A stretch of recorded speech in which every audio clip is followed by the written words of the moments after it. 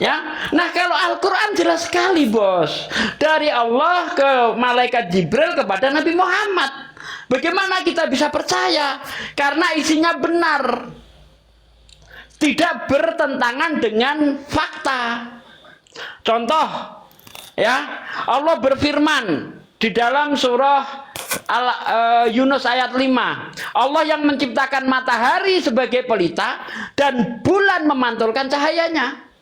Sesuai dong dengan data, dengan fakta. Memang bulan itu memantulkan cahaya. Coba sekarang tunjukkan kepada saya Bible yang sesuai dengan fakta. Jadi kenapa saya percaya dengan Al-Quran? Karena dengan fakta itu tidak bertentangan. Nah, bagaimana kita bisa percaya kitabnya Kristen itu kitab suci? Sementara di dalam kitab Kristen dikatakan Ayub 10 ayat 10 bahwa manusia itu seperti susu dicurahkan dan dikentalkan seperti keju. Sejak kapan manusia di dalam rahim ibu seperti keju? Hah? Sejak kapan?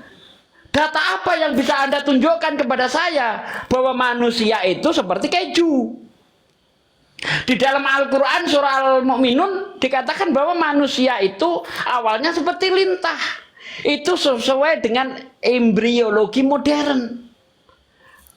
Ketika perempuan sedang hamil di usia 15 sampai 25 hari, bentuk manusia, ya, bentuk zigot itu seperti lintah. Gitu loh. Ayolah, Mbak Data. Jangan ngalor ngidul. Kalau ngalor ngidul udahlah, stop saya Bang Daman. Enggak saya teruskan. Tadi kita udah datang satu round, sekarang kita masuk ke round tiktokan. Nah, yang tadi kan statement. Nah, beliau tadi daripada yang dulu yang saya ambil bahwa dia membawa kontradiksi ummi dan ternyata tidak ummi. Artinya apa? Buta huruf ternyata tidak buta huruf. Maka dia harus mempertanggungjawabkan datanya. Ustadz Sugi juga membawa di kitab Kejadian tentang antara cahaya dan penciptaan matahari gitu ya. Nah, maka juga Ustadz Sugi harus mempertanggungjawabkan datanya, yang kemudian Bang Yaduh harus menjawab itu, dan juga Ustadz Sugi dituntut untuk menjawab itu. Oke teman-teman, sekarang Bang Yaduh silakan buka mic dan menjabarkan tiktokan dengan Ustadz Sugi, silakan.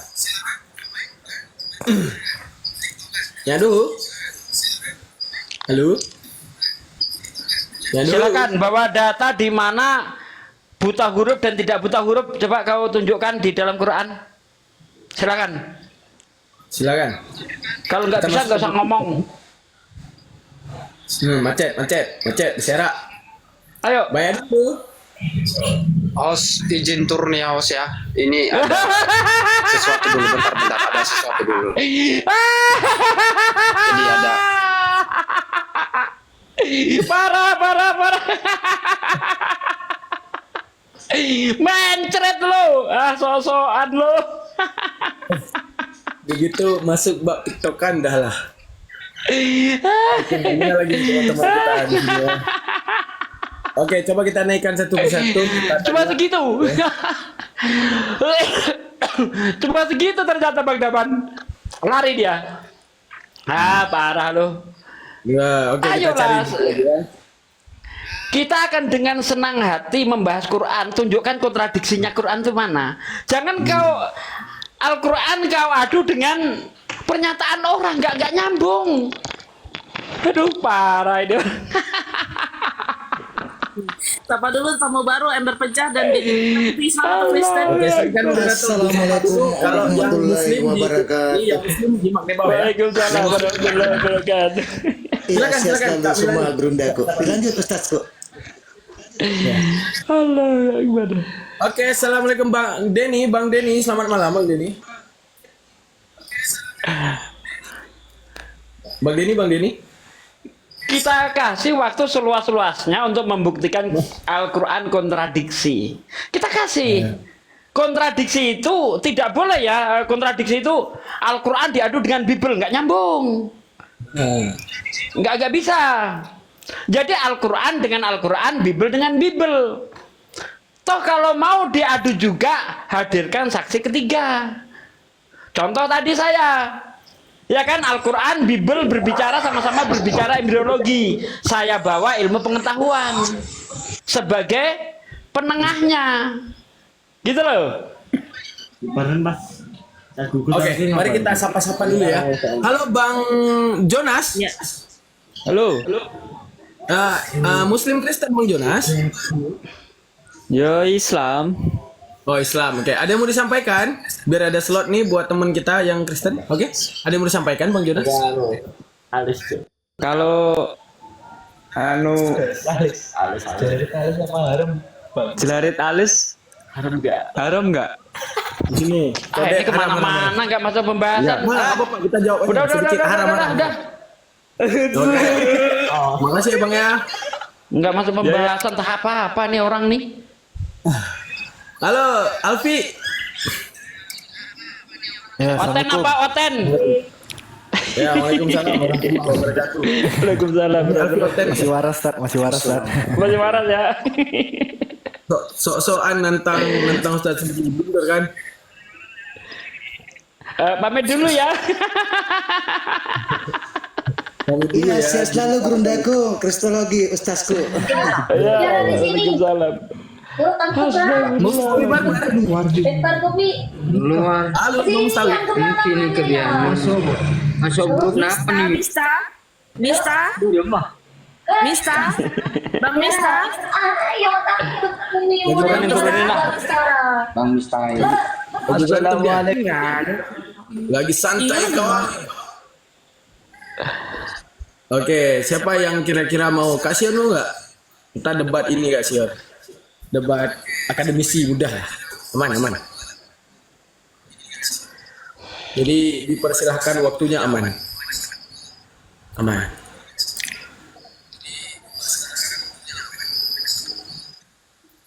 Bang Iril nih. Assalamualaikum.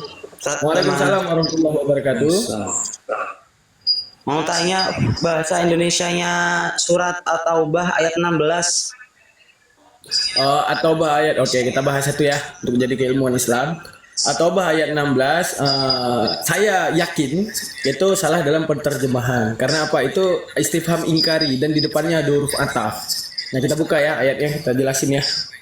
Jangan di framing moten, nanti kita nggak tahu jawab. At-Taubah ayat 16. Jadi di sini kita sembari ngasih ilmu. Moderator jangan lupa dinaikkan orang. At-Taubah 16 biar kita bahas satu persatu ya.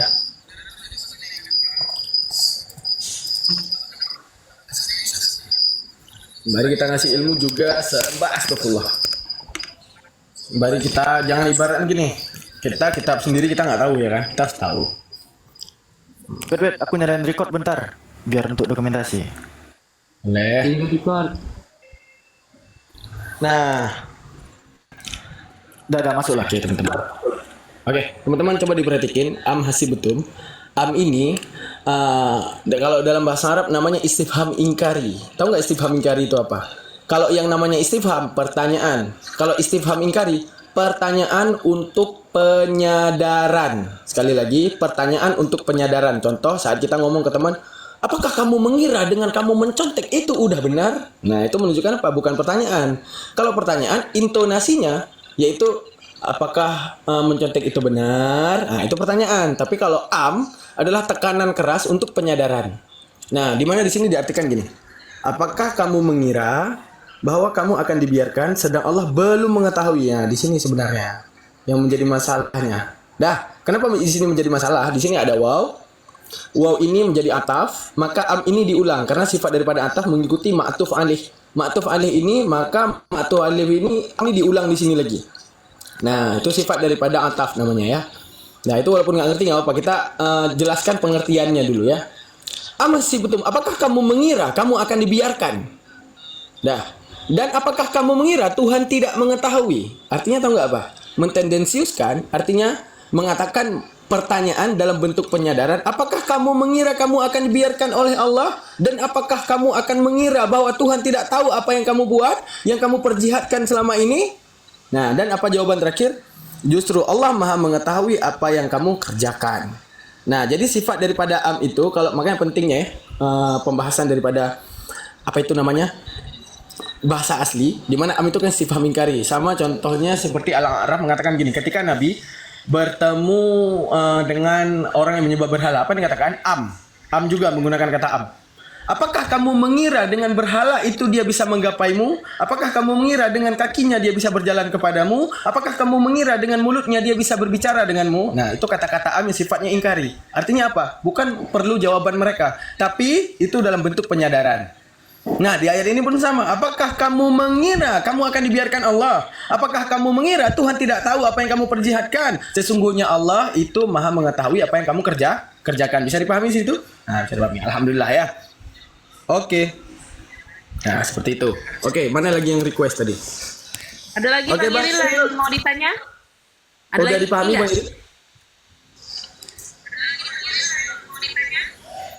Bang Iril?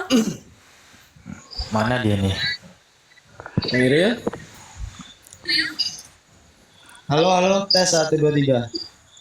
Ya, udah dipahami? Ya, izin turun dulu ya. Ustaz Sugi, Melani, Bang Hashim, semuanya. Di YouTube. Tafadol insyaallah. Nanti Alfi upload ke YouTube Alfi juga keratannya. Itu Bang Iril rujukannya tuh kan di tafsir Jalalain tuh ada am di sana itu dimaknai ingkar. Ya. Tafsir betul Jalalain. kan? Iya, Nah, enggak referensinya dari menebak-nebak sana. Bang Daman kan? Itu udah benar, itu udah Jadi- lurus itu. Nah, istifham ingkari menurut Jalaluddin As-Suyuti dan Mas kitabnya Alfi? Tafsirnya siapa Mas Alfi? Tafsir Jalalain. Jalaluddin As-Suyuti dan Jalaluddin Al-Mahali. Oke. Assalamualaikum warahmatullahi wabarakatuh. Waalaikumsalam. Izin turunin. Oke, lanjut. Nah. Sekarang Kayaknya ada banyak Islam. Di Bang Daman. iya, Gimana? banyak Islam. Iya, Assalamualaikum Bang Gozi. Bang Gozi, Assalamualaikum. Ih, dia turun. Bilang juga Bang Wazi. Abandaku, Bandanan, sebelum saya pamit, saya ingin bertanya dulu abangku. Ini terkait Bible mungkin ya. Yesus ini kan tetap mengakui legitimasi hukum Torah berlaku bagi para pengikutnya. Ini dapat kita lihat di Matius 5, 17 sampai 19. Bunyinya, janganlah menyangka bahwa aku datang untuk meniadakan hukum Taurat. Kita para nabi, aku datang bukan untuk meniadakannya, melainkan untuk menggenapinya. Sementara Paulus berpendapat hukum Taurat sudah diganti iman kepada penyaliban. Itu dapat kita lihat di Galatia 2 nomor 16. Bunyinya, kamu tahu bahwa tidak seorang pun yang dibenarkan oleh karena melakukan hukum Taurat, tetapi hanya oleh karena iman dalam Kristus Yesus. Sebab itu kami pun telah percaya kepada Kristus Yesus supaya kami dibenarkan oleh karena iman dalam Kristus dan bukan oleh karena melakukan hukum Taurat. Ini kontradiktif enggak, Aki? Ini pertanyaan saya, silakan. Oke, itu sangat kontradiksi ya saat kita membahas. Contoh gini, Al-Maidah, apa yang di-announce oleh Al-Maidah, pertama kita melihat dulu ya. Apa landasan pertama pemberitahuan Al-Quran dan kenapa Bible bisa seperti itu. Kalau kita ingin mengatakan Al-Quran ini bukan kitab suci, tapi kenapa apa yang dipredik oleh Al-Quran selalu benar? Itu yang harus dipertanggungjawabkan oleh orang Kristen. Kenapa Al-Quran ini yang mereka tidak imani, tapi apa yang Al-Quran katakan selalu benar? Nah, coba kita merujuk sekarang, kita buka ya. Coba semuanya bisa dibuka yang punya device di Al-Baqarah ayat 100 berapa ya? Bentar, Al-Baqarah ayat 107 kalau nggak salah ya. Ini yang mereka klaim ya. Itu biar kita bahas ayat-ayat mukjizat di dalam Al-Quran. Oh bukan. Tas 137, tas 121. Nah, apa ya teman-teman?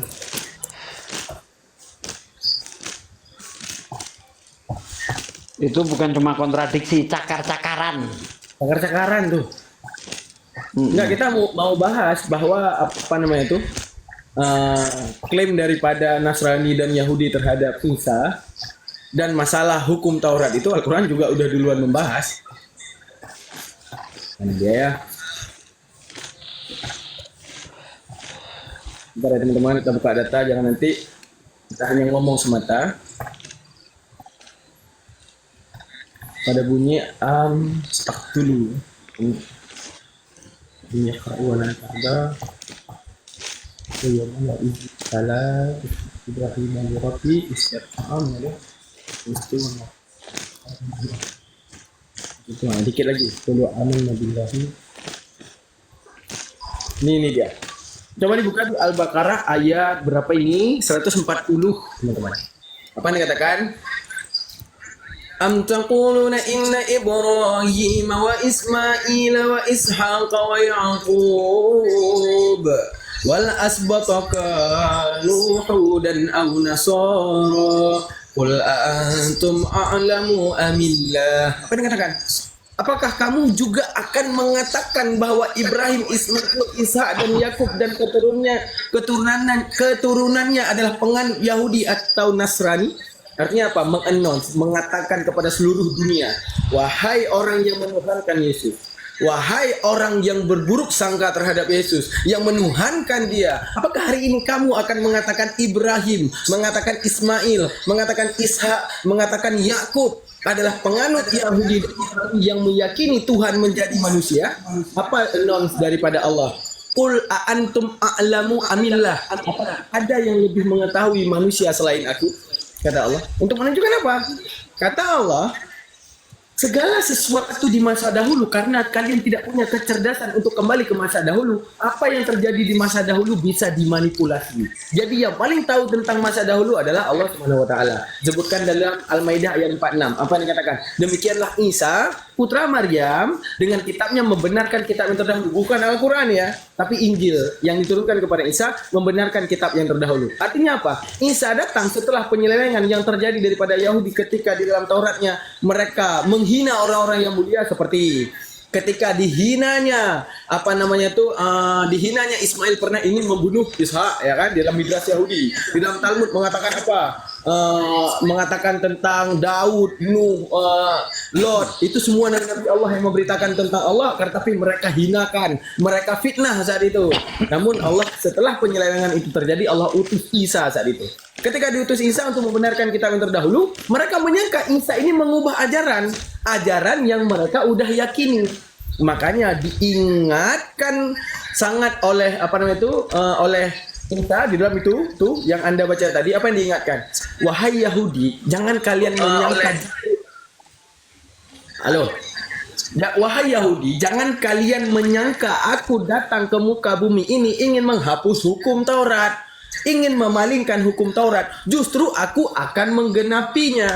Karena apa? Di dalam Ibrani 10 ayat 1. Apa dikatakan dalam Ibrani 10 ayat 1? Taurat itu hanya bayangan. Maka dengan sosok Yesus Kristus itulah perwujudan nyata. Artinya apa? Yang tadi kalian hanya menerka tentang bagaimana hukum Taurat, tentang bayangan daripada hukum Taurat itu bagaimana kemudian akan dikerjakan. Maka dengan sosok Yesus Kristus inilah pembuktian bagaimana Taurat itu dijalani. Contoh, ketika dikatakan Yesus Kristus bersunat. Yesus bersunat untuk menunjukkan apa? Bahwa sunat itu perjanjian daripada mulainya Abraham. Itu perjanjian antara kita dan Tuhan. Dia sunat, dia tidak makan babi. Segalanya yang hukum Taurat dijalani oleh Yesus Kristus. Akan tetapi orang yang tidak mau menjalani, orang yang mendurhaka Yesus Kristus menciptakan dalil. Dalil apa yang mereka ciptakan? Dengan matinya Kristus di atas kayu salib, maka batallah hukum Taurat. Padahal kita melihat, kalau ajaran datang daripada Tuhan, Tuhannya lebih didengar. Tapi kalau ajaran datang daripada manusia, manusianya lebih didengar. Kita meninjau, Yesus ngomong apa? Jangan kalian menyangka aku datang ke muka bumi ini untuk menghapus hukum Taurat, agar tapi justru menggenapinya. Artinya apa? Bayangan yang kalian terka tentang hukum Taurat, dengan tubuhku aku jalani semua agar kalian bisa mengikuti. Selanjutnya apa? Tidak ada satu iota pun yang aku hapus daripada hukum Taurat. Selanjutnya apa? Orang yang mengingkari hukum Taurat berada rendah dalam kerajaan Allah. Untuk menunjukkan apa? Pentingnya hukum Taurat. Namun karena orang tidak mau menjalani, mengkhianati sosok Yesus Kristus, keluarlah dalil. Dalil apa? Dalil tentang apabila dengan matinya Yesus Kristus di atas tiang salib, maka batallah hukum Taurat. Maka menunjukkan apa? Apakah salah ketika Allah mengatakan, apa yang lebih mengetahui? Adakah manusia yang lebih mengetahui daripada aku, kata Allah? Qul a'antum a'lamu amillah. Adakah yang lebih mengetahui daripada aku? Sekarang kalian bisa menuliskan tentang Isa apapun. Isa adalah Tuhan, Isa anak Allah, Isa ini, Isa itu. Yang paling tahu tentang Isa siapa? Ya aku yang menciptakan Isa. Seperti itu. Oke, kita sapa dulu Pak Advent. Malam, Bang Damar. Ya. Oke, Pak Advent, ada yang mau ditanggapi, Pak Advent? saya baru dengar, jadi saya nggak dapat semua narasinya. Oke, Pak Refli. Ustaz Sugi ada Izin ya Pandaku, Aki Danang karena sama pamit ada apa nih musyawarah di grupnya Dewi. Ya. Jadi benarlah yang dikatakan Al-Quran, salikal kitabu la raiba fihi hudalil muttaqin. Kitab Al-Quran ini tidak ada keraguan dalamnya. Ia merupakan petunjuk bagi orang-orang yang bertakwa. Ya, Al-Baqarah ayat 2. Subhanallah. Ya, dilanjut semua. Aki, Ustazku, saya selalu semuanya. Saya izin pamit. Assalamualaikum warahmatullahi wabarakatuh. Waalaikumsalam warahmatullahi taala. Oke, kita sapa dulu Kak Farida sebentar ya Bang Alfred ya. Halo Kak Farida. Halo Kak Farida. Kak Farida. Waalaikumsalam warahmatullahi wabarakatuh. Ada yang mau disampaikan? Ya, ini ada yang mau ditanya ini tentang surat At-Taubah ayat 29. Kenapa Taubah 29? Di Benar ya Pak ayat ya? itu, di akhir ayat itu ada istilahnya apa ya?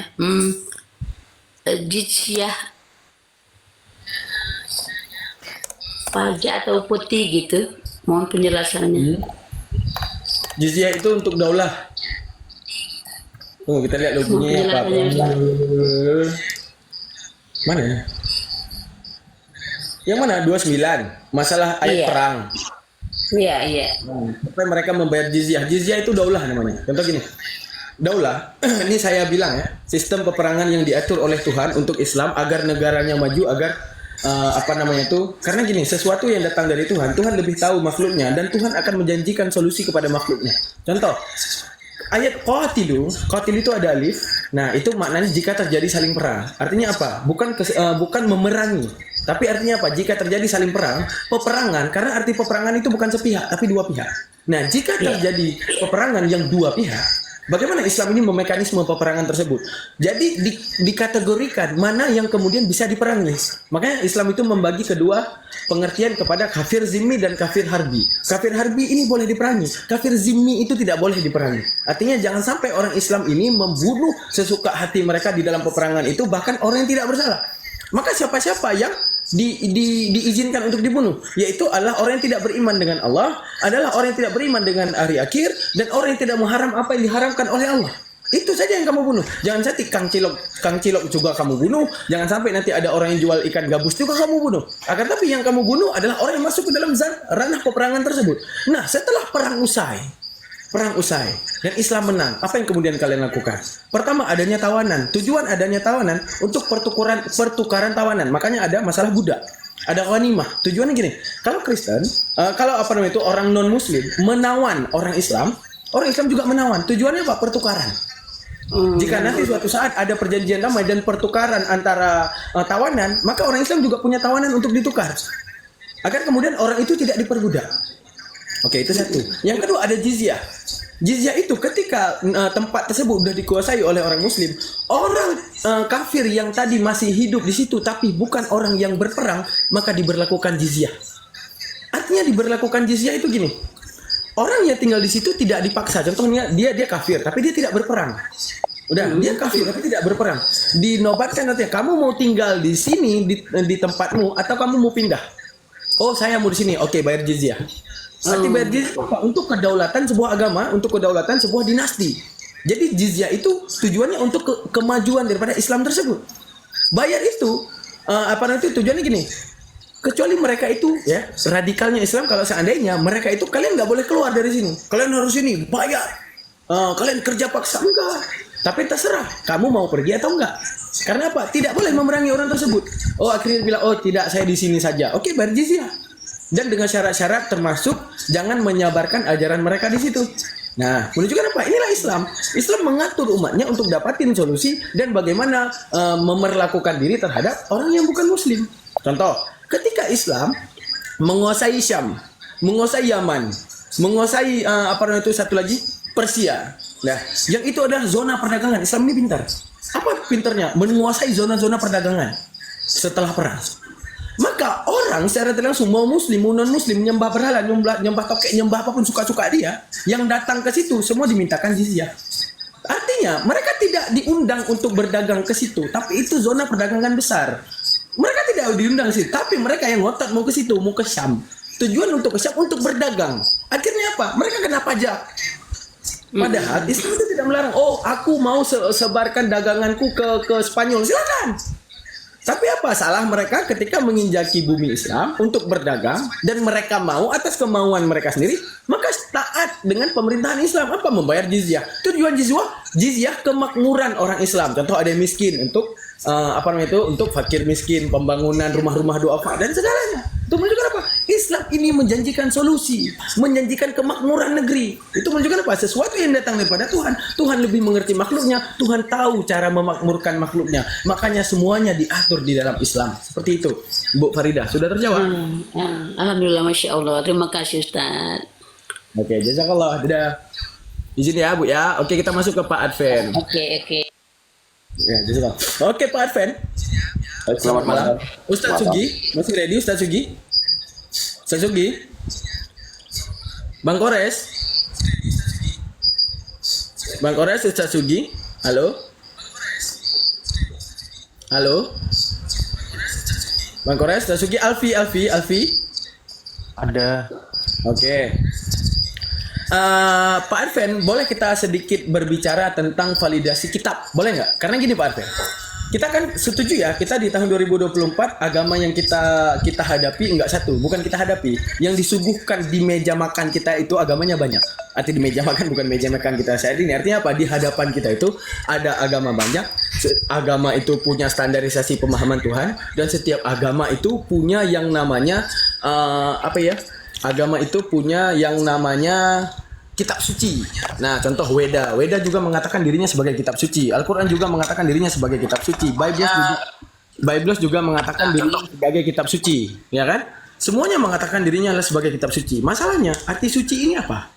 Masalahnya, bisa nggak kita validasi bahwa ini benar datang daripada Tuhan, bukan karangan manusia? Sekarang secara tidak langsung ya, Pak Adven, kita berada di tahun 2024, disuguhkan dengan pemikiran masa dahulu yang dibukukan.